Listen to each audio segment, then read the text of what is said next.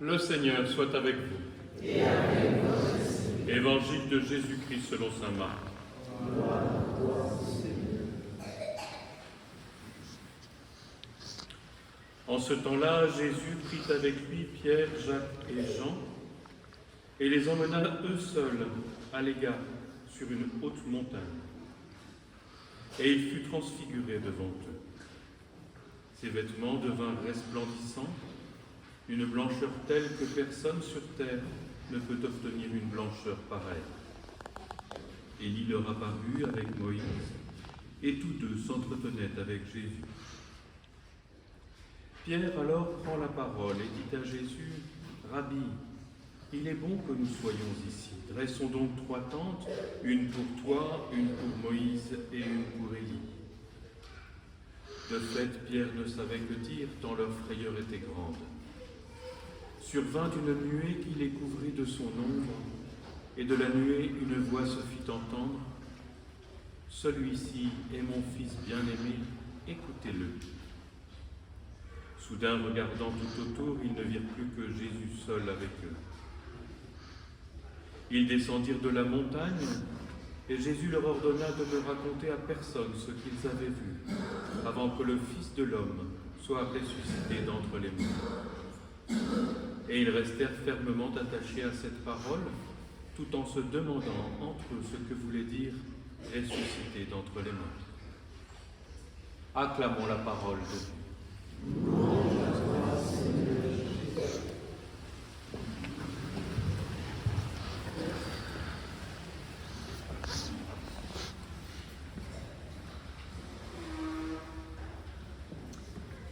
C'est plutôt sympa de partir à la montagne, mais, parfois ça tourne mal. On est tout d'un coup très haut et on a le vertige. Ça t'est déjà arrivé d'avoir le vertige, parfois, même sur un petit escabeau, on commence à avoir le vertige, mais quand on est à 3000 mètres d'altitude, sur une neige verglacée, qu'on est un groupe, et que dans le groupe, il y en a un qui commence à avoir le vertige, et bien là, tout d'un coup, c'est la panique. Qu'est-ce qu'on fait ? Qu'est-ce qu'on fait ? Pourquoi je parle de ce vertige ? Parce que c'est un peu ça qui est arrivé à Abraham, et aussi à Pierre, Jacques et Jean. Je parle d'un autre vertige, frères et sœurs. Je parle du vertige de celui qui est croyant et qui tout d'un coup perd tous ses repères et commence à paniquer et commence à se dire « mais comment je vais m'en sortir ?» Alors, suivons Abraham pour commencer. Vous vous rappelez donc que Abraham et Sarah étaient stériles, ils n'avaient pas d'enfant, et Dieu a dit « je vais vous donner un enfant ». Cet enfant, c'est Isaac, c'est l'enfant de la promesse. Et Dieu a dit à Abraham, c'est par Isaac que tu auras une descendance innombrable, aussi nombreuse que le sable au bord des mers. Alors on se dit, c'est formidable, c'est beau d'être croyant. Voilà, on a Isaac, le fils de la promesse. Mais, et là nous arrivons maintenant à ce vertige, Abraham entend une voix qui lui dit, tu dois sacrifier ton fils. Alors il ne comprend pas. Comment Dieu peut-il demander de sacrifier, c'est-à-dire de tuer, d'immoler sur un autel, comme on faisait à l'époque dans les religions anciennes, son fils unique, dont Dieu a dit, c'est l'enfant de la promesse. Il y a de quoi, frères et sœurs, être saisi de vertige. Il y a de quoi aussi perdre la foi, en se disant, mais comment Dieu peut me demander le contraire de ce qu'il m'a donné. Alors qu'est-ce qu'on aurait fait à la place d'Abraham ? Est-ce qu'on aurait discuté ? Est-ce qu'on aurait contesté ? Peut-être aussi qu'on aurait refusé ? Peut-être qu'on aurait aussi rappelé à Dieu sa promesse ? Et pourtant, frères et sœurs, vous voyez, Abraham va faire quelque chose qui, à vue humaine, nous paraît insensé. Eh bien, Abraham va avancer. C'est-à-dire, mais Dieu va trouver une solution. Ce n'est pas possible qu'il me retire le fils qu'il m'a donné. Mais plutôt que de contester et de refuser, eh bien, je vais avancer. Et donc Abraham avance. Et il attache son fils sur tout un tas de bois, un autel. Et puis il lève la main. Et là, la voix de l'ange lui dit « Ne porte pas la main sur ton fils. Je sais désormais que tu me fais confiance même quand tu ne comprends pas, même dans l'obscurité. Et Dieu va donner un bouc qui était avec les cornes prises dans un buisson pour qu'un autre sacrifice puisse être donné. Finalement, vous voyez, frères et sœurs, dans le vertige, dans la foi devenue obscure, à quoi s'est accroché Abraham? Il s'est accroché à une parole, mais une parole plus ancienne, une parole qu'il avait entendue avant la naissance d'Isaac. Quelle parole? Eh bien, la promesse de Dieu. Par ce fils Isaac, tu auras une descendance innombrable. Et donc, dans les moments de vertige, il faut s'accrocher par la mémoire aux paroles qu'on avait reçues de Dieu, aux promesses de Dieu. Et même si on n'y comprend rien, eh bien, on choisit avec Abraham d'avancer dans la nuit. Et Dieu ouvre une porte, et Dieu ouvre une solution, et la vie continue. Voilà le vertige d'Abraham sur la montagne. Alors après, dans l'Évangile, et c'est fait exprès, bien sûr, on va sur une autre montagne, et toujours il s'agit de grimper. Alors on se dit, celle-là, elle est bien comme montagne. C'est la montagne où Jésus va apparaître lumineux. C'est beau, c'est joyeux, c'est glorieux. Oui, mais quoi? Eh bien, les apôtres, Pierre, Jacques et Jean, juste avant de monter sur cette montagne avec Jésus, ont entendu avec les autres disciples Jésus annoncer sa mort, sa passion à Jérusalem. Et en fait, leur cœur est bouleversé. Ils ne comprennent pas comment il est possible que Jésus, le Messie, le Christ, puisse annoncer sa mort. Ça ne colle pas. Alors ils sont saisis aussi d'un vertige. Est-ce que Jésus est vraiment le Messie? Est-ce qu'on ne s'est pas trompé? Comment peut-il nous annoncer sa mort? Et le doute s'insinue dans leur cœur. De même qu'il peut nous arriver d'avoir des doutes quand on est croyant et de ne plus comprendre et se demander si Jésus est vraiment dans ma vie le Fils de Dieu, le Messie. Alors Dieu va répondre par ce qu'on appelle une vision. On pourrait dire aussi une expérience mystique. C'est-à-dire que tout d'un coup, ils voient ce que leurs yeux habituels ne voient pas. Ils voient la gloire de Jésus. Ils voient son visage lumineux.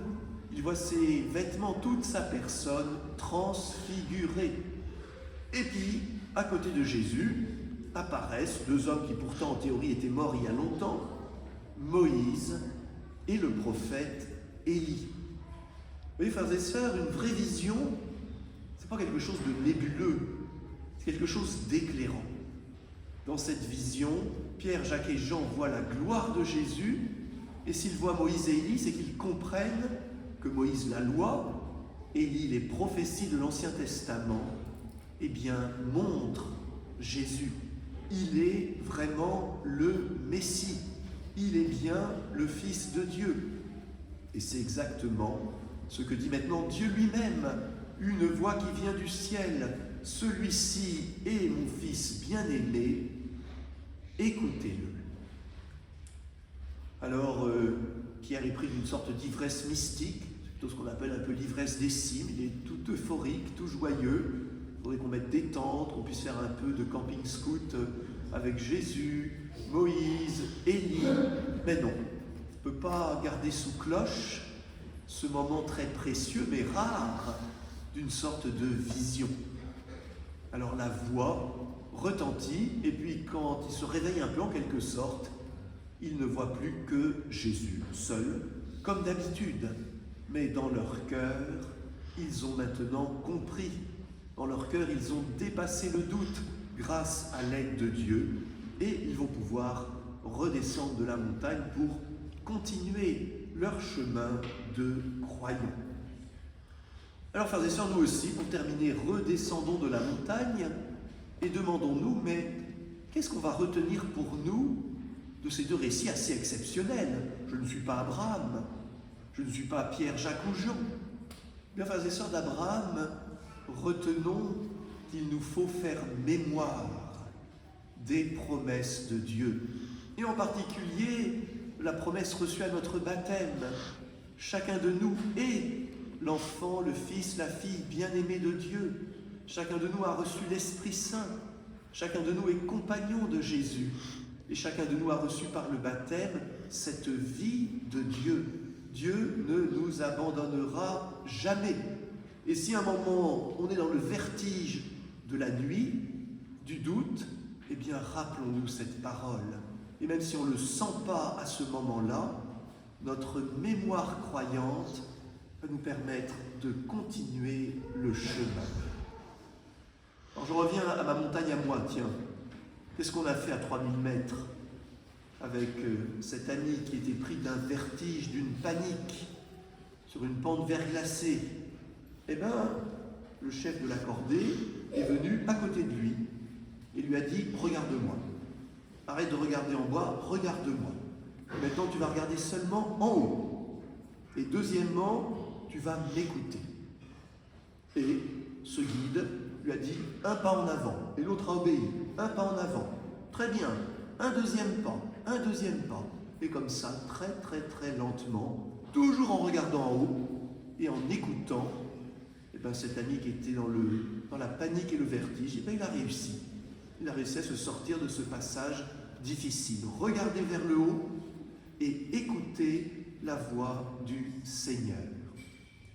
Alors pour Pierre, Jacques et Jean, mais c'est pareil. Moi, j'ai pas eu de vision. Peut-être, je ne sais pas. Mais la voix de Dieu est pour tous. Celui-ci est mon Fils bien-aimé. Écoutez-le. Voyez, frères et sœurs, dans les moments de doute et de difficulté, regardons pas en bas, car on va être saisi par le vertige. Regardons pas nos problèmes, nos difficultés. Levons les yeux pour regarder avec les yeux de la foi Jésus. Car Jésus, c'est la preuve de l'amour de Dieu. Et pour soutenir notre marche dans ces moments difficiles, écoutons toute parole d'évangile, toute parole biblique.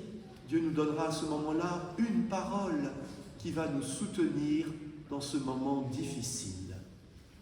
Alors dans quelques instants, après avoir écouté la parole de Dieu, on dit que le prêtre monte, grimpe à l'autel. Ah bon? Ah oui, regardez, je vais grimper une marche pour rejoindre l'autel. On va célébrer l'Eucharistie. On va prendre du pain, du vin. Le prêtre va dire les paroles de Jésus. Et à un moment, il va élever l'hostie, devenue le corps du Christ. Eh bien, demandons, frères et sœurs, à ce moment-là, que nous soyons comme Pierre, Jacques et Jean, que par les yeux de la foi, nous puissions, en un éclair, voir Jésus dans ce pain consacré et ainsi être dans la même joie que les apôtres et continuer notre marche à la suite de Jésus. Amen.